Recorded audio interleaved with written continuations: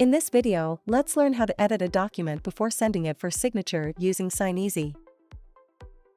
Click on the Send for Signature button in the navigation bar. Fill in the signer details and click on the Next button on the top right corner. Click on the Edit Text button on the top navigation bar to modify the text in the document. Edit Text mode allows you to add, remove, and replace text in your document. With the edit mode enabled, you can fill in the empty blanks with your signer's name. Send them pre-filled contracts and speed up the signing process. You can also add other fields like date, or change the formatting of the font type. With the edit text mode enabled, you can increase the font size, adjust the text alignment, and change the font color.